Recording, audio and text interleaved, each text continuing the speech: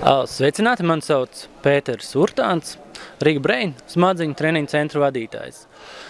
Daudz gadus jau strādāju smadzenēm, un pirms pāris gadiem man bija iespēja apmeklēt Aleksija Meredova lekciju, kas patiešām ir unikāla iespēja, ka viņš ir atbrauc šeit uz Latviju, un praktiska nodarbība, kas arī man lika padomāt un mainīt domāšanu skatījumu. Un vienu, piemēram, no atziņām, praktiski darbojoties, viņš stāstīja par to, kad, ja, piemēram, cilvēks cenšas izvairīties no kaut kā negatīva, tad īsumā daudz vairāk šis negatīvais viņā arī pietuvojās. Bet, jo cilvēks vairāk atverās un ir daudz brīvāks, tad visas šīs negatīvās lietas arī ļoti skaisti atkrīt.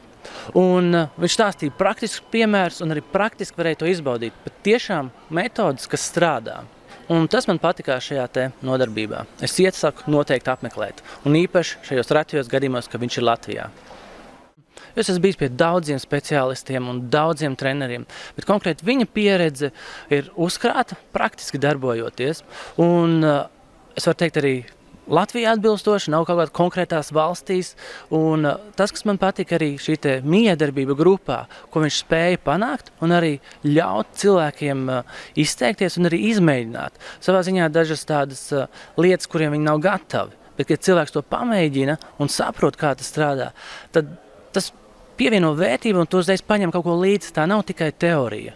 Tev ir praktiski instrumenti, ko tu vari pēc tam mainīt, jo paskatieties, ir pagājuši vairāki gadi, un pirms šo te vienu tehniku, kā to darīt, es izmantoju vēl joprojām, un viņa nepārtraukti ir ar mani kopā.